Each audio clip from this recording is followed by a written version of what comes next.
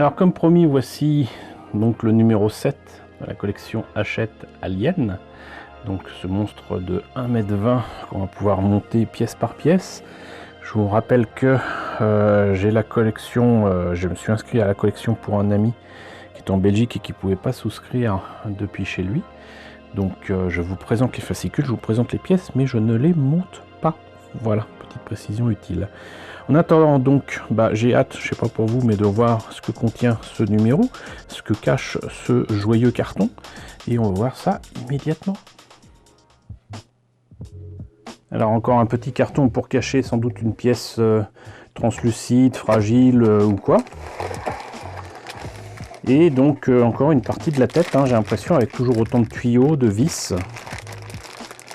Mais est-ce que c'est vraiment la tête, ça? Je pense, hein. Si c'est une des jambes, ça prouve que l'alien est vraiment énorme. Mais a priori, c'est une partie de la tête.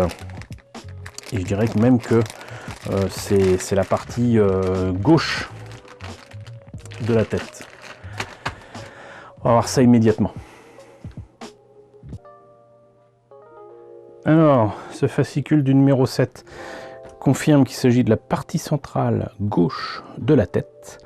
Ça va parler apparemment de la navette Narcissus et de vaisseaux de sauvetage. D'ailleurs, je crois que je vous ai parlé de ça dans la présentation de l'ISS que j'ai en maquette. Ça tombe bien. Donc, partie centrale gauche de la tête. Avec des tuyaux, des tuyaux, des tuyaux, des vis. Et la partie centrale gauche. À mettre donc avec l'autre pièce qui est certainement livrée avant. Donc, c'est d'où la nécessité de mettre des vis. Et puis plein de morceaux de tuyaux. De partout. Voilà. Le Narcissus que je vous ai présenté en maquette il y a bien longtemps, normalement, je vous l'ai présenté. Narcissus arrimé au cargo spatial Nostromo. Ce qui est marrant, c'est que c'est un vaisseau qui est quand même très différent du Nostromo et qui fait déjà plus propre, mais qui fait un peu plus sportif, un petit peu plus, je sais pas. Le style est quand même très différent. Maquette éphémère. La fabrication des différents modèles réduits du Narcissus est confiée à Martin Bauer et Phil Ray. La plus grande maquette sera notamment équipée de minuscules moniteurs vidéo. Ça, c'est intéressant, parce que donc effectivement, il rappelle que Ron Cobb est au design, que les maquettes sont pas faites pour durer, hein, il filme et puis après, entre guillemets, il s'en débarrasse.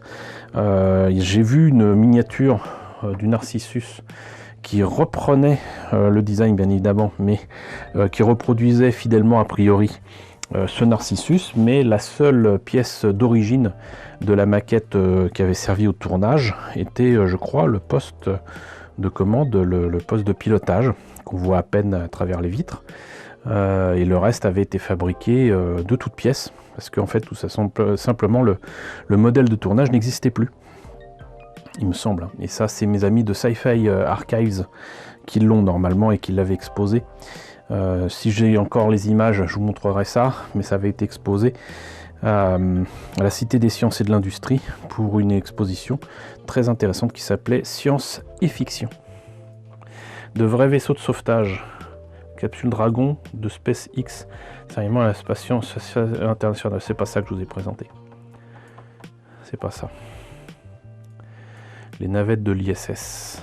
C'est bien qu'ils fassent un point avec la réalité. Et ça, c'est supposé être une affiche créée pour le premier film.